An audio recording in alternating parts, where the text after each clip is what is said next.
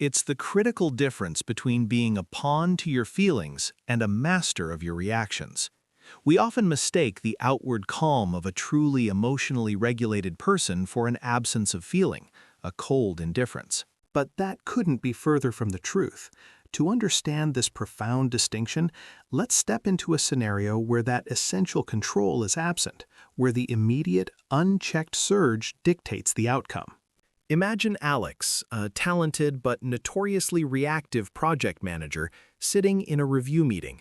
His team leader, Sarah, is going through the quarterly performance report, her tone measured but firm.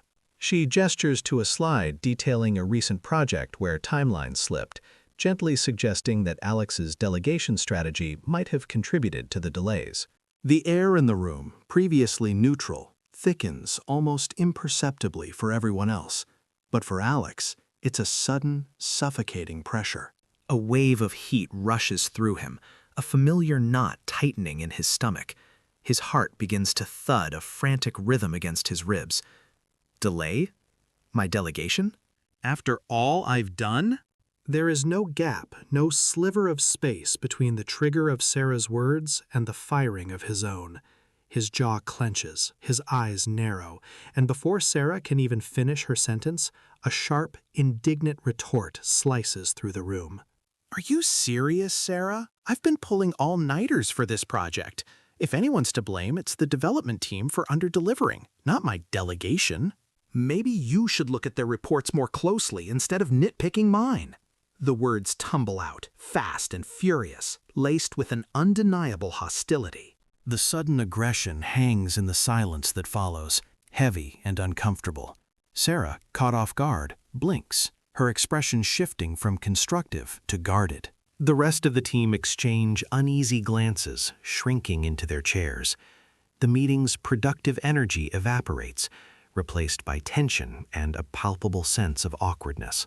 Alex, in that moment, feels a fleeting, hollow satisfaction, a temporary release of the pressure valve, quickly followed by a dull throb of regret. He sees Sarah's withdrawal, the team's averted gazes, and the realization dawns that he hasn't defended himself, he's alienated them. The damage is done, and the immediate emotional relief he sought is a poor trade for the trust he's just eroded and the collaborative atmosphere he shattered. He has let his internal storm dictate his external actions, allowing a transient feeling of injustice to make a permanent dent in his professional relationships. This isn't about being immune to criticism or pretending those feelings of anger or frustration don't exist. It's about that infinitesimal pause, that crucial gap between stimulus and response, a space where true control resides.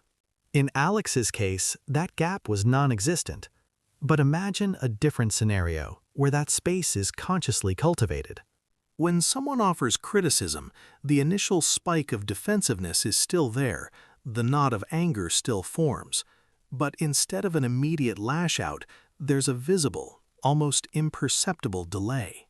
Their eyes might drop for a split second, a deep breath might be drawn that no one else registers, or a beat of silence might pass before they speak. This isn't weakness or hesitation, it's processing.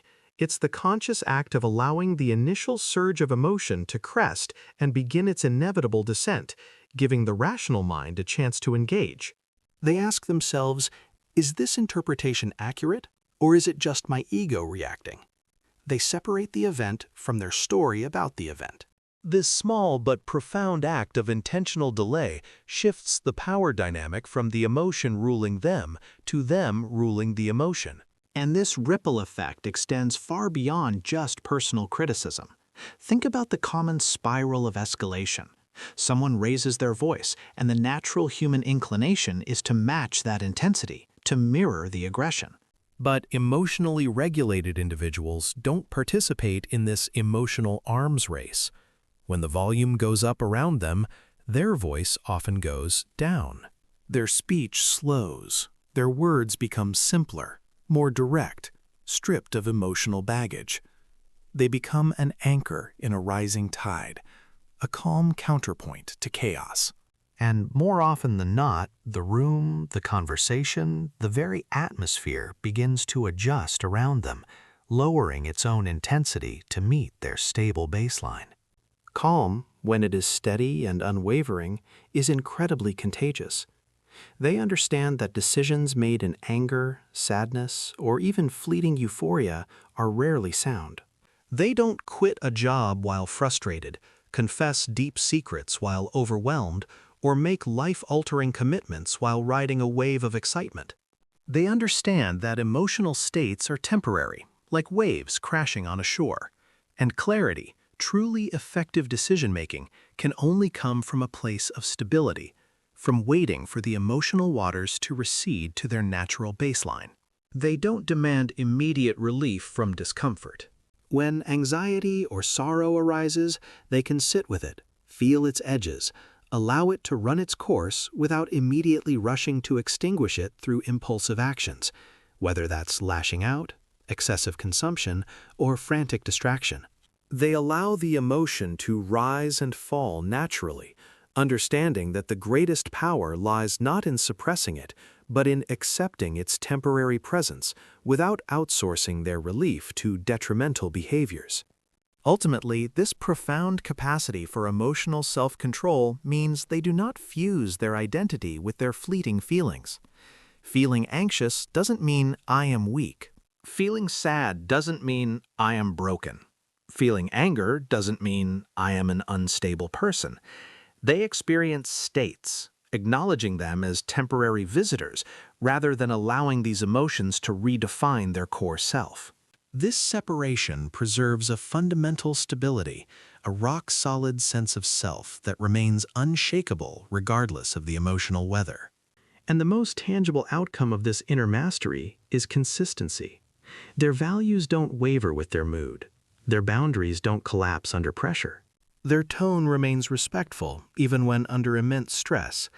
They feel everything, often intensely, but their behavior, their alignment with their values, remains steady. This unwavering consistency builds immense trust with everyone around them. People know who they are, what they stand for, and what to expect, irrespective of the moment's emotional demands.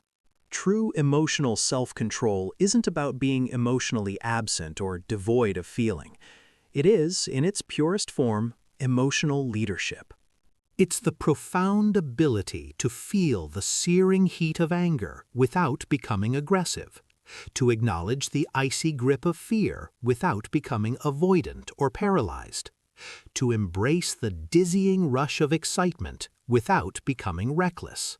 So, when you encounter someone who navigates the tumultuous waters of life with an almost serene steadiness, someone who remains grounded and clear-headed in situations that would send others spiraling into reactive chaos, you are not witnessing a person who feels less than others. You are looking at someone who governs more. You are observing a rare and powerful strength, a beacon of clarity in a world that increasingly reacts instantly and often thoughtlessly.